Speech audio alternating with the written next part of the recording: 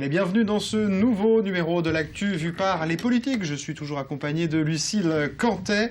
Ce soir, nous recevons Jackie Egbert. Bonsoir. Bonsoir, merci de m'accueillir. Je vous en prie, c'est un plaisir. Candidat à la mairie de Coulennes, vous étiez déjà candidat, vous, en 2008. Tout à fait. Vous avez officialisé votre décision hier soir pour ce nouveau tour. L'officialisation était hier soir, bien sûr. Est-ce que c'était pour vous une évidence, cette candidature? Ça me paraissait évident dans la mesure où ça fait 6 années que je travaille sur la commune, donc accompagné de ma collaboratrice qui s'appelle Anne Guillemot-Nourry. On a été sur le terrain depuis 6 ans, on a rencontré beaucoup de monde, visite de quartier.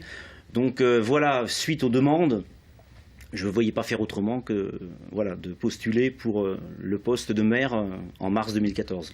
Alors, vous êtes donc chef de file de l'opposition au sein du conseil municipal de Coulennes.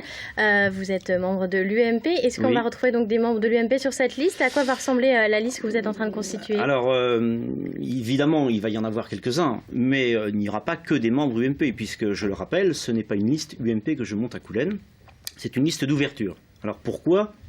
Tout simplement que on veut avoir une représentativité sur la commune le plus possible.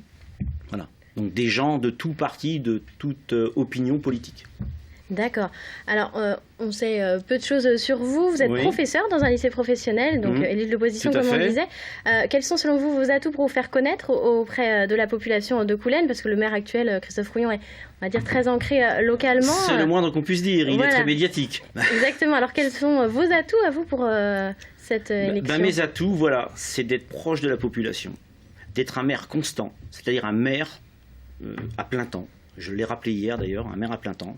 C'est-à-dire que quand on est maire à plein temps, on est dans sa mairie, on est proche de la population, on va dans les différents quartiers et on agit très vite.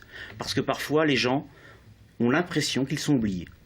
Donc il ne faut pas oublier que ce sont quand même des contribuables qui paient des impôts et qui doivent avoir justement une réponse à leurs attentes. Alors justement, quelles seraient vos réponses? Quel serait votre programme pour 2014? Alors le programme, évidemment, comme j'ai expliqué hier soir, n'est pas développé pour l'instant. On a des grandes thématiques, des grands axes, voilà. Donc évidemment, on va travailler sur la sécurité. Alors la sécurité, c'est pas forcément de la répression.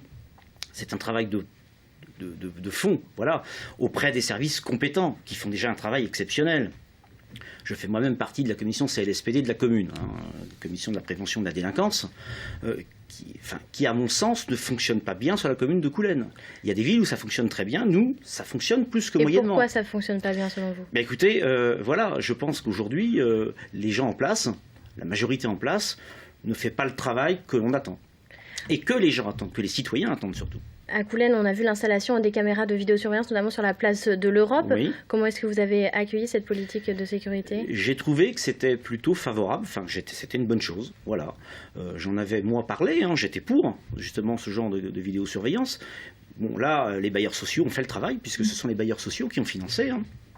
Mais je pense qu'on aurait pu aussi élargir parce que certains commerçants sur la commune rencontrent des soucis d'incivilité.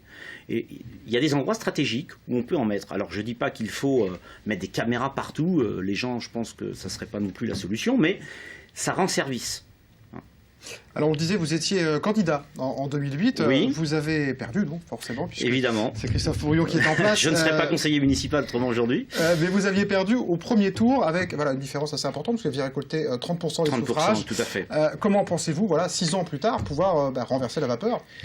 Bien, il y a eu un travail de fond fait depuis 6 ans. Il faut savoir qu'il y a 6 ans, je n'étais pas connu sur la commune. Je n'étais pas du tout élu. J'ai démarré 2 mois avant. Donc, une campagne 2 mois avant, c'est quasiment mission impossible. Donc 30%, je rappelle, c'était quand même honorable face à Christophe Rouillon.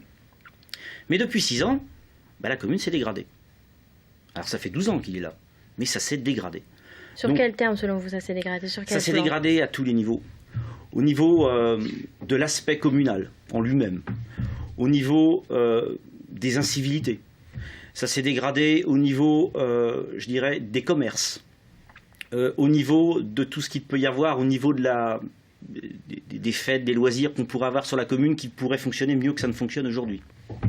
Donc voilà quoi, je veux dire à un moment donné, il y a certainement des choses à faire à ce niveau-là. Vous parliez aussi de l'emploi dans les thèmes abordés, alors comment est-ce que vous voulez faire face au chômage, comment vous voulez relancer l'emploi sur la commune? Alors sur l'emploi, d'accueillir déjà des personnes compétentes, c'est pour ça que je vous expliquais tout à l'heure que je voulais des gens au sens large, c'est-à-dire pas une liste UMP, mais avec des gens représentatifs de différentes diversités politiques et culturels, et des gens compétents justement sur ces domaines-là, qui pourraient travailler, avec mon appui évidemment, auprès des collectivités qui travaillent pour l'emploi.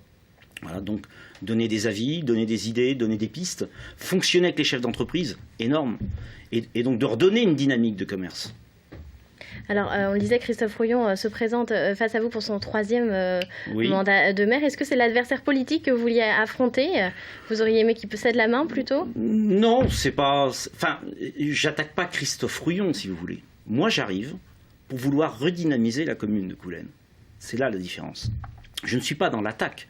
Je suis dans la construction. Mais vous allez quand même devoir faire votre place face à ce candidat. Je vais devoir faire ma place face à ce candidat, bien évidemment. Mais j'ai envie de le faire dans la dignité, dans le respect des règles démocratiques et dans le respect aussi de la population de Coulennes.